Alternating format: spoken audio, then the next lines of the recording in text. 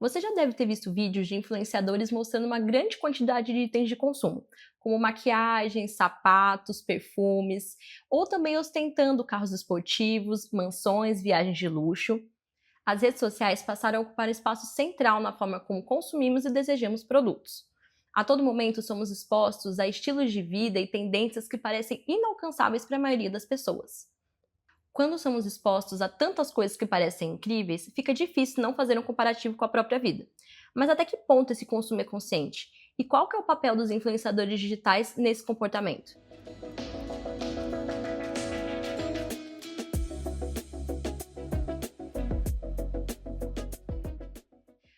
Para falar sobre esse assunto, eu estou aqui com o nosso parceiro de conteúdo, Jurandir Cel, que é doutor em finanças comportamentais e sempre compartilha o conhecimento dele com a gente. Jurandir, obrigada por estar aqui de novo. Muito obrigado. E eu queria começar de um ponto, né, que é os influencers fazem a gente associar bens materiais a status, recompensa, reconhecimento. E o que acontece quando esse consumo vira símbolo de identidade e pertencimento? Bom, por mais que isso pareça um fenômeno novo, ele é muito antigo. Em 1899, Thorstein Veblen escreveu um livro seminal nessa área que se chama A Teoria das Classes Ociosas, em que ele fala do consumo conspícuo. Ele dizia, consumir aquilo que é necessário não me diferencia de ninguém. O que faz a diferenciação é consumir aquilo que não é necessário. Sim. O consumo para demonstrar de que classe eu sou, para demonstrar qual a minha capacidade financeira, minha capacidade de consumo. Portanto, o fenômeno não é novo. O que é novo é que no passado, esse consumo ostentatório, ele era um consumo restrito, poucas pessoas se relacionavam com você. Hoje, com as redes sociais, alguns influenciadores conseguem mostrar o seu padrão de consumo ostentatório não para poucas pessoas do seu relacionamento, mas para milhões de pessoas, né?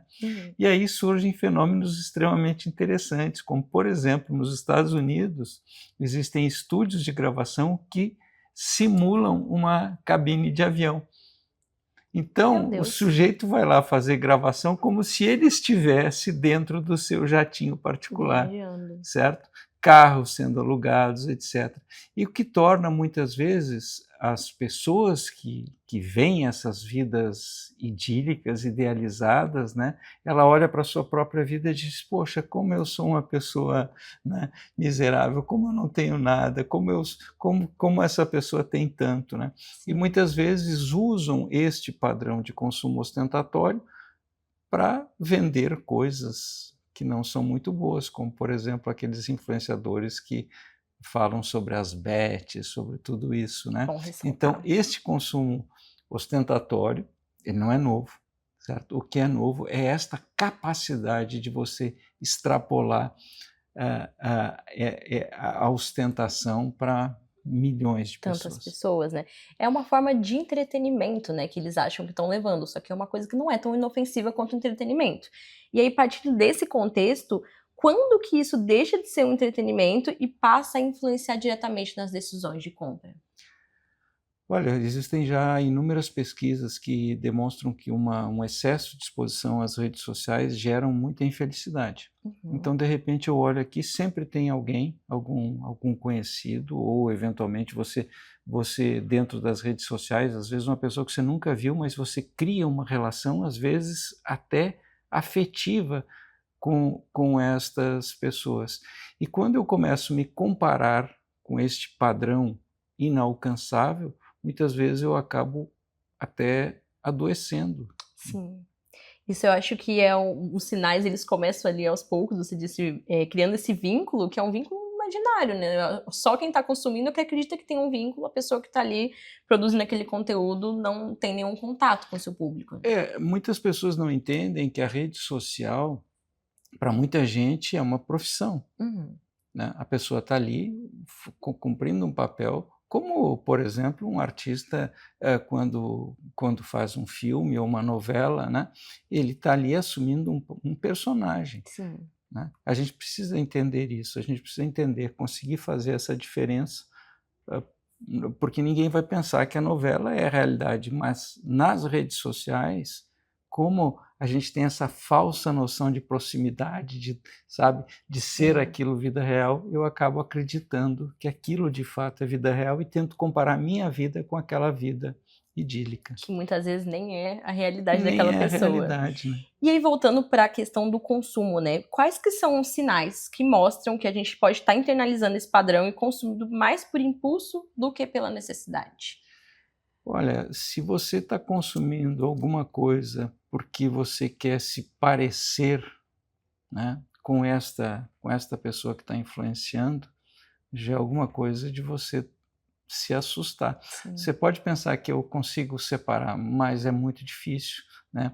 A gente tem, naturalmente, quando você cria um vínculo afetivo com uma pessoa, mesmo que virtual, né, você quer se comportar como aquela pessoa, né? Então, isso é muito difícil você dizer que, não, isso eu não vou fazer, isso não acontece. Isso é particularmente dramático para crianças e para adolescentes, Na não fase é? de desenvolvimento, né? E uma coisa que tem acontecido muito hoje é o aumento muito grande de pessoas da terceira idade nas redes sociais, na internet de uma maneira geral, pessoas que foram criadas numa época analógica e que hoje se veem dentro de uma questão digital e muitas vezes acabam se perdendo com tudo isso. Às vezes pessoas com poucas relações acabam passando muito tempo dentro das redes sociais, o que pode ser bastante danoso. Sim. E aí, falando, né, ainda desse padrão de comportamento, para quem percebe isso em si mesmo, tem alguma estratégia prática que ajuda a dar uma pausa entre esse estímulo e a decisão de consumo, de compra, de forma geral? Bom, muitos aplicativos aí eles tentam fazer compra com um clique, né, te colocar ali. Então, se de um lado todas as plataformas estão tentando eliminar ao máximo o ruído entre o teu impulso de compra e a decisão, certo? Eles sabem que quanto menor esse tempo, maior a chance, né, de ele fazer. Então, do nosso lado, seria bom a gente tentar criar uma barreira, né? Você nunca colocar teu cartão de crédito ali para você fazer a compra com um clique, certo? Se você está tendo dificuldades, talvez você estabelecer limites muito rígidos para o teu cartão de crédito, né? Em todas essas compras.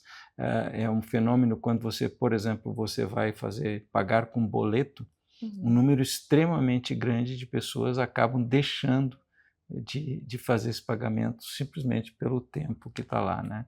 Então agora eles estão aí com o Pix automático, com cartão de crédito pré-definido, tudo isso se você criar barreiras, certo? Para que a gente tire esse impulso e dê tempo para a racionalidade. O Daniel Kahneman, ele falava, né, do cérebro rápido e do cérebro devagar. O desejo ativa o cérebro rápido. Então eu preciso dar tempo para que a razão se estabeleça e eu não acabe comprando e às vezes me endividando e comprando aquilo que eu sequer preciso. É interessante isso que você trouxe, né, de alguns sites tirarem essa barreira.